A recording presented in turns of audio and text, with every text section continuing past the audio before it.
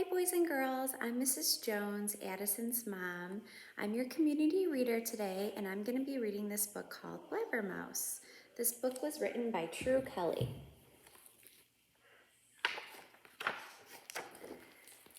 Blabber Mouse liked to talk and talk. He talked about his friends and his hobbies and his adventures and what he saw and where he'd been and things he'd remembered. He told stories, he told jokes. What did the cat say when the mouse kicked him? Meow. Where do the sheep get their hair cut? At the Baba sheep. He recited his own poetry. The ship she sailed and all aboard waved their tails goodbye. Their mommies and their daddies stood on the shore and all began to cry. It was dark upon the stormy sea. The wind turned waves to foam. The little mice were very scared and wanted to go home. But sometimes he also spread gossip. And worst of all, he told secrets, other people's secrets, things his friend trusted him not to tell. He didn't mean to. Somehow the words just popped out. Usually Blabber felt terrible about it afterwards. Once at school, when Blabber was hungry, his friend Lulu gave him a cheesy chip cookie from her secret supply. Blabber told Kate where the cookies were, and then he told Charlotte, and then he told Jojo. They each borrowed just one from Lulu's supply. They were not greedy. The next time Lulu wanted to get a cheesy chip cookie, they were all gone. Lulu guessed what had happened. You owe me cookies, Blabber, she said, big time. Why do you fall all over yourself when you walk by Lulu's desk? Blabber asked Jojo one morning. I have a secret crush on her, Jojo whispered. I just get nervous around her. Blabber thought that was so sweet. He told Lulu. Lulu was so embarrassed she hid behind her tail every time Jojo stumbled by. Another time, Blabber's friend Charlotte told him that her 28 cousins were coming to stay for a week. Last night my mom was a nervous wreck running all around the house, she said. Charlotte's mom wrecked their house last night, Blabber told his friends. Of course, it turned out she hadn't wrecked anything at all. Blabber's friends realized he was only blabbing again. He can't help it, they said. He just can't keep his big mouth shut. And Blabber couldn't. One day at school, George whispered to Blabber, Mrs. Numbley has a tiny tattoo by her armpit, but I can't tell what it is. Of course, Blabber just had to tell somebody, so he told everybody. Mrs. Numbley thought it was odd that the class suddenly paid so much attention when she wrote on the board. Sometimes Blabber's blabbing gave away surprises, even his own.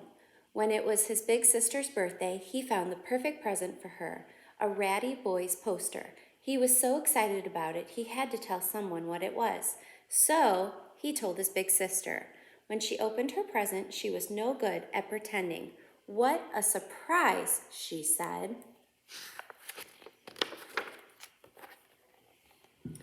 Then there was the time that Blabber went with his friends, Joan and George, to see his favorite scary movie, Kitties at Play. He'd seen it 16 times. The movie opened with a very frightening scene. Don't be scared, Blabber told them. By the end, the kitties all became friends with the mice. Blabber, howled Joan and George, you ruined the whole movie.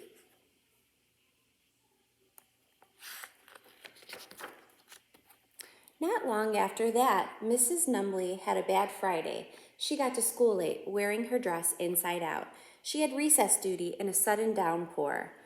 Then there were 5 fire drills before noon. She sat on her sandwich. After lunch, Jojo was sick in the wastebasket.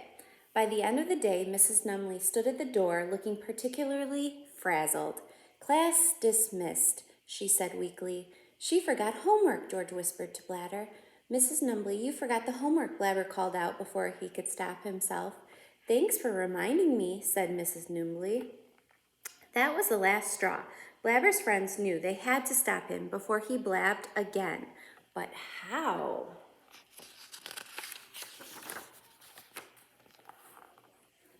On Monday when Blabber got to school, everyone was busy in the art room.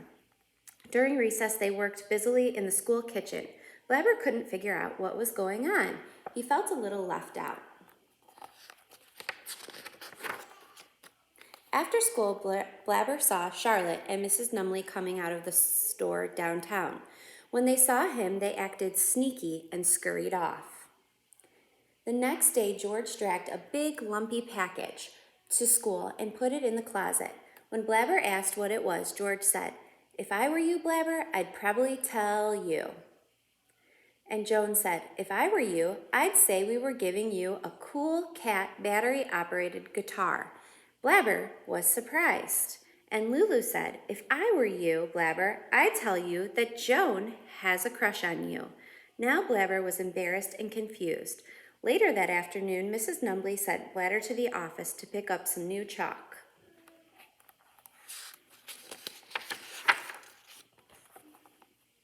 When Blabber got back, everyone jumped up and yelled, "Surprise!" The room was decorated with colored paper and balloons. There were plates full of cheesy chip cookies and pitchers of berry juice. Everybody had on silly party hats, even Mrs. Numley. Blabber was very surprised. But why were they giving me a party, he wondered. It's not my birthday. We love Blabber. Surprise! Jojo handed Blabber some juice and cookies. Charlotte gave him a hat. Music came on and everyone started crazy dancing.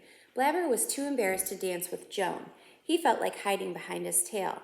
Suddenly the music stopped. George put the big lumpy package in front of Blabber. Blabber knew what it would be. Sure enough, it was just what Joan had said, a cool cat battery-operated guitar.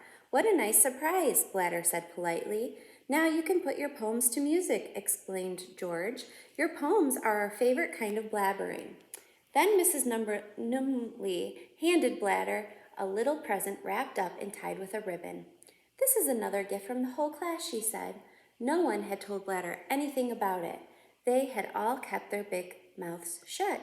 Blabber thought that was amazing. Blabber tore off the wrapping. This present was a real surprise. Inside was a little book with a lock and a key, and on the cover was written, "Blabber Mouse's Top Secret Diary."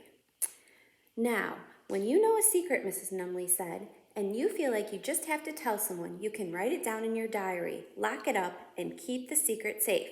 For once, Blabber was speechless. Finally, he said, "Thank you so much, everyone. I'm so lucky to have friends like you." "Let's dance," shouted George, and he turned on the music. But Blabber sat down quietly in a corner and unlocked his new little book. Slowly, he wrote his first secret. Number 1, I saw Mrs. Numley's tattoo up close. It looks like this, "Born to Teach." He thought how much fun it would be to tell everyone, but instead he thought some more and wrote another secret. He closed his diary and locked it. Now both secrets were safe with Blabber. He tucked the diary into his backpack.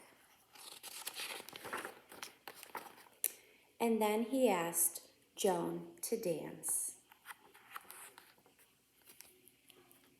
I hope you enjoyed that book, boys and girls. Have a great day. Thanks.